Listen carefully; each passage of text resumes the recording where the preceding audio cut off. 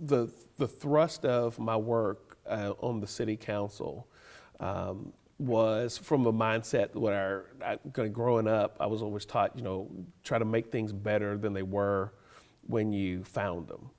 And so for me, I think the project that kind of crystallized or encapsulates the mindset that I approached public service was really the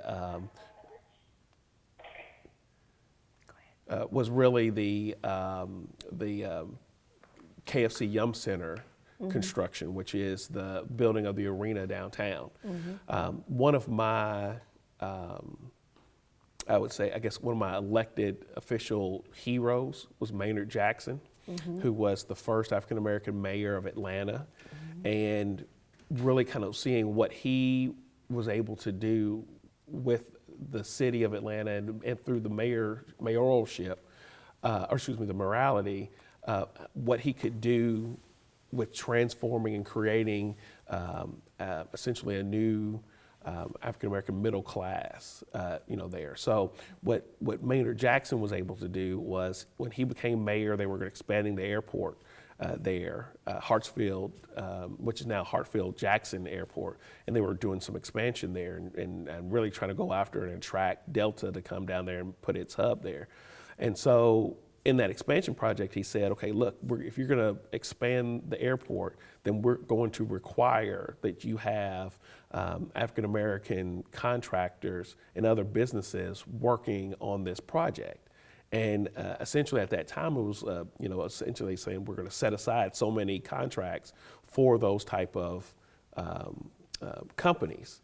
And what that was able to do was you were able to take public dollars to then help these companies get on their feet, get going, and then become thriving businesses in and of themselves, to then have that then become the catalyst for then creating what we see now in Atlanta, which is a thriving business community that is encompassing of all aspects of the city. So you have not only just white men and women in business, but you also have black men and women in business and everybody else. And when you read his story, it's always about Atlanta is, we're too busy to hate. Right. And so that's why we didn't get caught up in a whole lot of the racial tensions that you may have seen in a Birmingham or Mobile or other, in other parts of the South. They were focused on, we are about trying to create business. We're trying to rebuild our city and move it forward. And so I wanted to kind of emulate that in Louisville. And so when we were building the arena, that was when you had Ernie Fletcher was the governor of Kentucky at the time, and he was looking for a signature, project to put his stamp on Louisville and try to help him, curry favor within the city of Louisville to ultimately try to run for re-election himself. So when it came to the city council and the fact that that project was in my district, everybody turned to me and was saying, okay, well, Councilman, what do you want to see in the project? And I was also the chairman of the Economic Development Committee at the time. And so that's when I said, okay, we're going to, for this project to move forward, I want to see these requirements. And so at the time, the city had some hiring goals in place where it was like 15% for contract for minority contractors and 5%, or maybe even been a little bit less than that for women participation. And I essentially said, no, we're going to push ourselves and go, more than what was requirement. And so I helped write the requirements that ultimately came into being in the ordinance that we passed to build the arena that said you're going to have 20% minority participation, not only just as contractors, but also within the workforce. And then the same requirement, 5% for women contractors and 5% for the women workforce. And the reason why I wanted to structure it that way was because typically what you would have in a lot of those different type of projects was people would go and they may find one African-American or one woman to front a company. I would give the contract to them, give them the full 20% or 5% or whatever it was, the requirement was, give it to them, but then I'd have all white dudes working on the project. And so really it didn't have the economic impact that we wanted to have for a project. So by making the requirement not only just with the contractors, but also with the workforce, what it did was it forced everybody to go outside of their comfort zone, but also help to spread the economic impact that those large projects like that could have, because then it required you to go out and find a workforce, because now I've got men and women working on the project who would then take their paycheck and then spend it at their grocery store here locally and elsewhere, because it would start to circulate those dollars, and it wouldn't just be just kind of siloed in one individual or one company or one family, but it was spreading out among more people.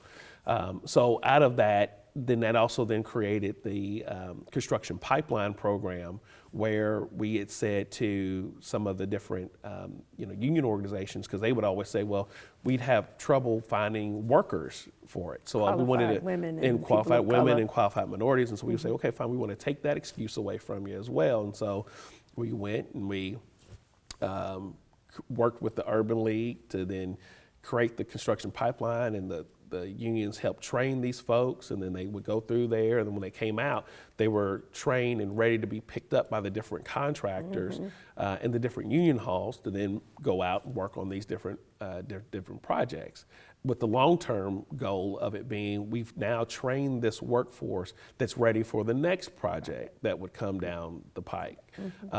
And so that was just my small part in it, where we made those requirements. We created the construction pipeline. We made the requirements where the workforce had to be local, because then that also helped us prevent some of the outside contractors bringing in workforce from, say, like from Minnesota, or bringing them in from Texas or wherever.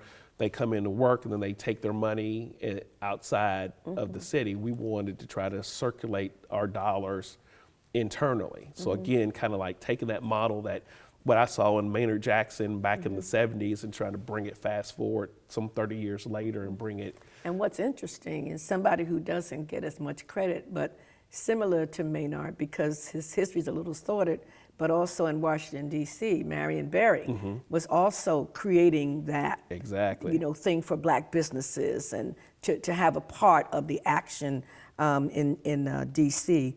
And you had not only, being a lawyer, I'm sure that helped you in some of those negotiations, but you also had the issue of, there was a debate between the power brokers in town as to whether the Yum Center was going to be on the waterfront or whether it's going to be on the old water tower, which is now where the Omni Hotel is open. Remember, there was a group that wanted it to be at what is that, Chestnut Street, and then there was a group that wanted it on the waterfront. Well, the waterfront people won. Right, and then there was also some discussion about putting it at like on Main Street, on Market Street, like Market and like 17th Street or somewhere in there. Moving it down. More towards more toward the west. And then there was also some discussion about putting it on Broadway at 18th and Broadway, and putting it there. So there was a lot of discussion about, well, where do you put it? Where's going to have the biggest impact? Now that it's up, it seems like, it was up, but that was years of. The thing about Louisville is, you always say, people, here would always say no to something until you do it, and then they're like, oh, this is great. Why didn't we do this 10 years ago? So you as a public official, you're working through that, and you're always going to have the naysayers telling you, oh no, you can't do that, you shouldn't do that, but you have to stay true to the vision that you have for something, and then. And look at the Yum Center. It's not just a venue for sports. It's for major concerts. Right. Come to Louisville now that Louisville would not have been able to accommodate in the past. Well, remember the whole a lot of the thought process behind what the arena could do came from we had gone through different iterations of, well, where do you put an arena? And when we were building our arena, it was at the forefront of that time frame where the thought process had shifted, because before, when you were building your arenas, you would see cities all around the country, they were building them out in the suburbs. And then now there was a thought process of saying we need to move those entities or those facilities back into the urban core in order to rebuild and revitalize downtown areas. And so Louisville, kind of benefited from the thought process. It's always said the saying about Kentucky, where Mark Twain said he wanted to die in Kentucky because things happened 10 years later here. Well, in this case, it's one of those things where we benefited from that because we didn't have an arena at the same time that a Detroit or a Cleveland or a Nashville. Well, actually, Nashville was one on that forefront, on the early cusp of bringing an arena downtown. Because I was actually in college down there when they built their downtown arena and saw what that revitalization of downtown did for the city of Nashville. But all those other cities were building their facilities outside. We started seeing where it could have a positive impact on redeveloping And tell downtown. me about that. Tell me about that impact, because along with that, you were on the council when they started developing the plans to expand the convention center. What do you feel that accomplished? Tell us about that area. It may not look that way in 50 years, but we know what it looked like before. Main Street was kind of like deserted on one end. Oh yeah, downtown Louisville. Did it realize what your hopes were for that? We're not there yet. Okay. I would say. So when I started in 2005, still downtown Louisville you could essentially roll up the sidewalks after 5 o'clock every day because everybody was gone. There was nothing happening down there. Even with the convention center being in downtown Louisville, there still wasn't a lot of activity going on, in downtown. A lot of your convention business still was going out to the fairgrounds, and so out in the suburb areas, because it was just a larger area and people were doing more, just kind of coming in and out with their cars. And of course, then you had the University of Louisville, playing their basketball games out at Freedom Hall, and so that was the center of entertainment, for the city. But now, having had the arena built downtown, even before that, you remember 4th Street Live coming to downtown, and so you're now having a downtown entertainment district. Was vital, because what we're talking about with that, where 4th Street Live is, where your old Galleria used to be, which was the concept then. People, again, cities had, they go through these different iterations of what they think should happen in terms of a downtown. And at that time, it was where your downtowns were your centers of retail. There was a thought to try to harken back to that. So you went out, you built your malls out in the suburbs. Now people are trying to figure out ways, well, how do we get people back down to the urban core in order to do their shopping? Oh, let's build a Galleria, which would essentially be a urban mall. So you put a roof over a section of street in downtown Louisville, which in our case was 4th Street, between Muhammad Ali and Liberty Street. And let's try that. Well, that went well for a while, but then it had failed, and so people were trying to figure out what to do with that. There comes 4th Street Live. We bring an entertainment district down there. And so now you're starting to see, when you start putting all those different pieces together, we have essentially an ecosystem, if you will, that encourages not only convention business, but tourism business to downtown Louisville, where people will stay. So then it also encourages everybody who's in the offices and they're working to stay downtown after a while, after work, to stay for a while, to get a drink, to have dinner, to go see the different shows and plays that you'd have at either Actors Theater or at the Kentucky Center for the Arts, or now at the Yum Center. And housing. Yeah, now we're housing, getting the high rises, the renovated places. Right. Well, because that also happened, when I was on council, is that you started to see that push now for more apartments and other type of living in the downtown. area. And so you kind of have that when you're studying demographics, you're studying that change from where you had your baby boomers who are now retiring, but they're empty nesters and they don't want the big house. So they'll come into the city and live in an apartment, but then you also have your millennials and your Gen Xers or whatever that next generation Because is the called. waterfront has been redeveloped, so they Well, want to that- ride bikes and see the water, Right. and Right.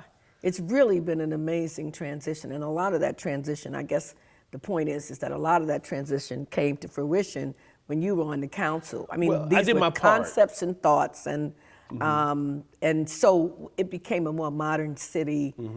And actually, if you think about development, it seems like a long time, but it's sort of Nulu.